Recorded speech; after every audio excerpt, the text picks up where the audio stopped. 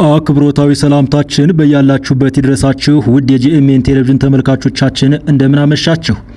ሀገር አቀፍና ዓለም አቀፍ መረጃዎችን በዓለም ዙሪያ ከ16 በላይ በሆኑ ቋንቋዎች ተደራሽ የሚያደርገው ጂኤምኤን ቴሌቪዥን ዛሬም ለለውጥ ይሰራል በሚለው መርሁ ወቅታዊ መረጃዎችን አቀናጅቶ ይዞላችሁ ቀርቧል።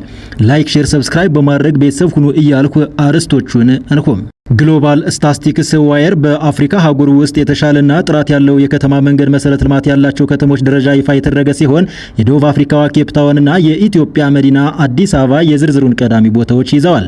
የዩናይትድ ኪንግደም ባህር ትራንስፖርት ደህንነት ኤጀንሲ በኤደን ባህረ ሰላጤ ላይ የተጓዘች የነበረች ነዳጅ ጫኝ መርከብ መታገቷን ገለጸ።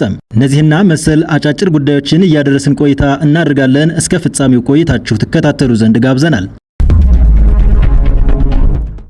ግሎባል ስታቲስቲክስ ዋየር በአፍሪካ አህጉር ውስጥ የተሻለና ጥራት ያለው የከተማ መንገድ መሰረተ ልማት ያላቸው ከተሞች ደረጃ ይፋ የተደረገ ሲሆን የደቡብ አፍሪካዋ ኬፕ ታውንና የኢትዮጵያ መዲና አዲስ አበባ የዝርዝሩን ቀዳሚ ቦታዎች ይዘዋል። በዚህ መሰረት የኬፕ ታውን ከተማ በአፍሪካ ደረጃ ቀዳሚውን ስፍራ ስትይዝ አዲስ አበባ ደግሞ ሁለተኛ ደረጃን በመያዝ ትልቅ ስኬት አስመዝግባለች። በዝርዝሩ መሰረት የናሚቢያዋ መዲና ዊንድሁክ በሶስተኛ ደረጃ ላይ ስትቀመጥ የጽዳትና የከተማ ልማት አሪያ በመሆን የምትጠቀሰው የሩዋንዳዋ ኪጋሊ ደግሞ አራተኛ ደረጃን ጨብጣለች። በተጨማሪ ሌላኛዋ የደቡብ አፍሪካ ከተማ ዳርባን በአምስተኛ ደረጃ ላይ ስታርፍ የሰሜን አፍሪካዋ የሞሮኮ ከተማ ካዛብላንካ ደግሞ ስድስተኛዋ ምርጥ የመንገድ መሰረተ ልማት ባለቤት ከተማ በመሆን ተመዝግባለች። ምዕራብና ምስራቅ አፍሪካ ከተሞችም በዝርዝሩ ውስጥ የተካተቱ ሲሆን የኮት ዲቫሯ አቪጃን በሰባተኛ፣ የኬንያዋ መዲና ናይሮቢ በስምንተኛ እንዲሁም የጋናዋ አክራ በዘጠነኛ ደረጃ ላይ በመቀመጥ የአፍሪካ ምርጥ የመንገድ መሰረተ ልማት ያላቸው ከተሞች ዝርዝር ውስጥ ተቀላቅለዋል። GSW አህጉሪቱ በከተሞች መሰረተ ልማትና ትራንስፖርት ዝርጋታ ላይ እያሳየች ያለችውን የእድገት እንቅስቃሴ ጥሩ የሚባል ደረጃ ላይ ደርሷል ሲል አክሏል።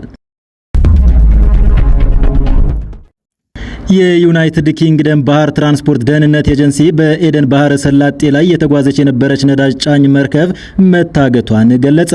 ኤጀንሲው በኤደን ባህረ ሰላጤ ላይ የተጓዘች የነበረች ነዳጅ ጫኝ መርከብ 6 የታጠቁ ሰዎች አስገድደው ወደ ሶማሊያ አቅራቢያ መውሰዳቸውንም አስታውቀዋል።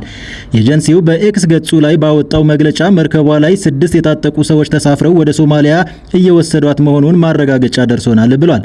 ኤጀንሲው አክሎም ባለስልጣናት ክስተቱን እየመረመሩ መሆኑን ገልጾ አካባቢውን የሚያቋርጡ መርከቦች ጥንቃቄ እንዲያደርጉና አጣራጣሪ እንቅስቃሴዎችን ሪፖርት እንዲያደርጉም አሳስቧል።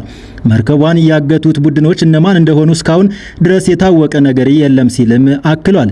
የየመን ሁቲ ቡድን በሐምሌ ወር ከሳውዲ አረቢያ ጋር በተያያዙ መርከቦች ላይ እገዳ እንደሚጥል ካወጀ በኋላ የቀጠናው የባህር መስመሮች በተለይም ቀይ ባህርና የኤደን ባህረ ሰላጤ ከፍተኛ ውጥረት ገጥሟቸዋል።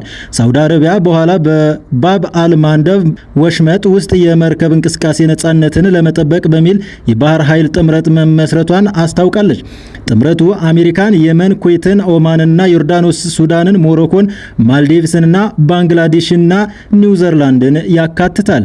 እንደ አውሮፓውያኑ አቆጣጠር ከ2015 ጀምሮ ሳውዲ አረቢያ ዓለም አቀፍ እውቅና ያለው የየመን መንግስት የሚደግፍ ጥምረት ስትመራም ቆይታለች።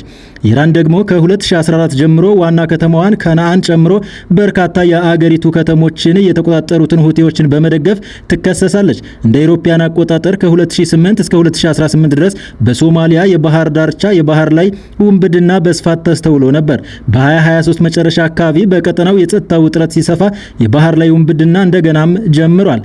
አንዳንድ የመከላከያ ጉዳዮችን የሚተነትኑት ባለሙያዎች የየመን ሁቲ ታጣቂዎች በቀይ ባህር ላይ የሚደረገውን የባህር ላይ ትራንስፖርት ለማስተጓጎል ከባህር ላይ ዘራፊዎች ጋር እየተባበሩ ሊሆን እንደሚችልም ይጠራጠራሉ።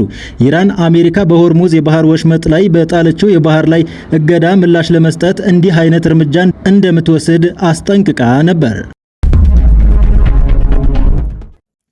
የግብጽ መንግስት በአገሪቱ የሚገነባው ኤልዳባ የኒውክሌር ኃይል ማመንጫ ማብለያዎች ሪአክተር ላይ ጉድለት እንደተገኘ በመግለጽ ግንባታውን የሚያከናውነው የሩሲያ ኩባንያ ላይ አቅርቦታል የተባለው ወቀሳ ውዝግብ አስነስቷል። የግብጽ የኒውክሌር ኃይል ማመንጫዎች ባለስልጣን ሮሳቶም በተባለው የሩሲያ መንግስት የኒውክሌር ኤነርጂ ግንባታ ኩባንያ ላይ ይህንን ወቀሳ ማቅረቡን የዘገበው የአሜሪካው ዲጂታል ጋዜጣ ፖለቲኮ ነው።